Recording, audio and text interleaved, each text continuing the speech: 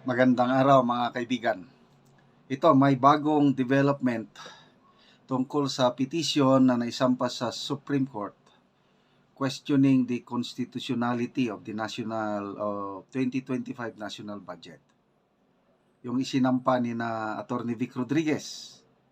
Ito ang Solicitor General nag-submit na ng comment.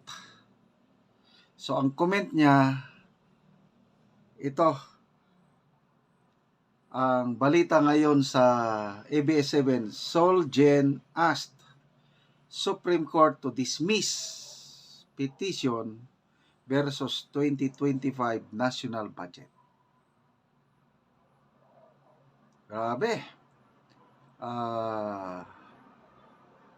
Hindi ko inaasahan na ganito ang comment ng Solicitor General. So, basahin ko ha.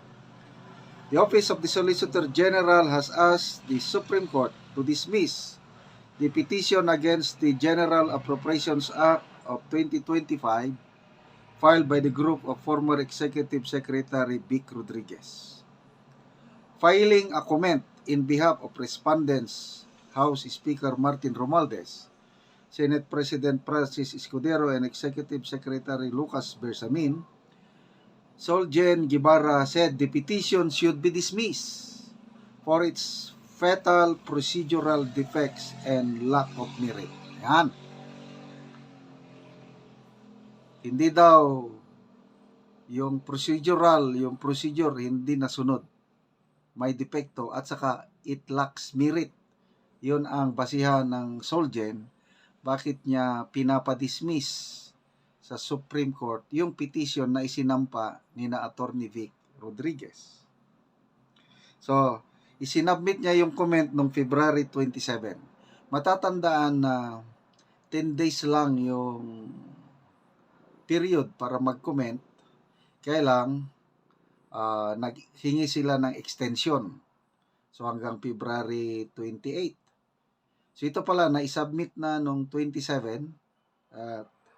Yan na nga, ang doon is i-dismiss ang petition.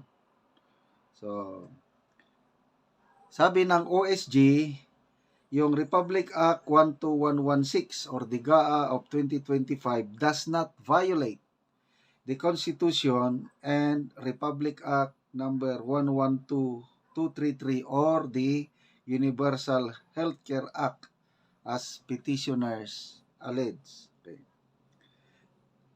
Ang Solgen, sinabi rin niya na the exclusion of PhilHealth Insurance Corporation's budget exclusion, yung zero subsidy. The exclusion of PhilHealth budget allocation from RA 12116 will not impede its mandate to implement the Universal Healthcare Act. Okay? Sabi ng petition ng Solgen, it is baseless assumption that the reduction of PhilHealth budget would be tantamount to the state's withdrawal from its constitutional commitment to protect and promote the people's right to health. Okay? So, yun ding petition ni na Attorney Vic, kini-question nila yung blank items sa BICAM report. Okay, sabi ng OSG, addressing the blank items issue, the OSG said the items do not appear on the enrolled bill which is binding upon the court. Being the movements of this case, it is the petitioner's burden to show the claim anomalies as they would appear in the enrolled bill and not any other internal document of Congress. Okay. So parang inaamin na di baling may blank items doon sa BICAM report, basta sa enrolled bill wala nang blanko. Ganon ang pagkakaintindi ko ha. Kaya lang, ang tanong ng taong bayan, kung may blanko, sino ang nag-fill in the blanks? Okay. So, ito, opinion ko lang ito Ang Korte Suprema, napag-aralan na nila ang sitwasyon.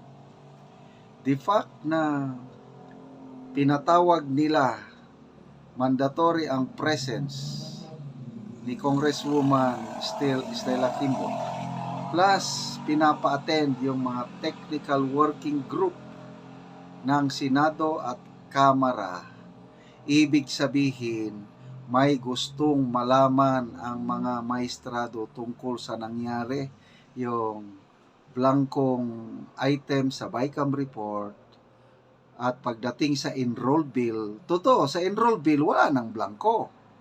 So ang malaking question mark, sino yung nag-fill up sa mga blank items? Gustong malaman yun ng mga maestrado. Kaya pina-attend nila ang mga members ng technical working group. Opinion ko lang ito. So, to me, there's nothing to worry. Maaasahan pa rin natin ang Supreme Court. Nakita na natin yung nangyari sa 3 oral arguments tungkol sa PhilHealth budget, yung 60 billion na pinababalik. Nako, malakas ang petition o malakas ang reklamo nga isinampa ni na Attorney Vic Rodriguez. So, maintindihan natin yung move ng Solgen na dismiss the petition, baka sakali. Baka pagbigyan sila ng Supreme Court. O, i-dismiss. Kaya, malalaman natin sa oral arguments come April 1, 2, and 3. Diyan na magkakaalaman, malalaman na natin ang katotohanan. Kaya, napaka-exciting na oral arguments. Kung tayo naligayahan sa oral arguments tungkol sa PhilHealth issue, palagay ko mas ka-exciting itong oral arguments on April 1, 2, and 3. Okay, salamat po sa inyong palaging panonood sa ating channel. Malaking tulong po ang inyong panonood para sa Tribong Talaandig dahil ang income natin sa channel na ito ay ginagamit nating pagtulong sa Tribong Talaandig. Namimigay tayo ng libreng yero at pako sa tribo para maayos, ma-repair nila ang sira-sira nilang bahay. So, panoorin nyo itong video na ito, kalunos-lunos na sira-sirang bahay ng Talandig. Ituloy nyo lang po ang panonood, lalo na ang hindi nyo pag-skip ng ads. Ron, mauna ni ang ikapito kabalay dinhi sa Sitio Garden, sakop sa Tikalaan, Bukidnon. So, ako silang bisitahon. Ayo! Maing hapon, Kol. Maing hapon, Kol. Oo, mudayon ko sinong balay nga bulsot na. O, muna ni ang ilang ngero. So, luag na gid kayang bulsot.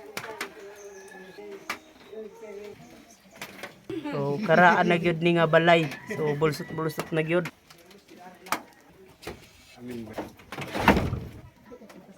So, mura na gyud og mga bituon ang bulsot sa inyong balay.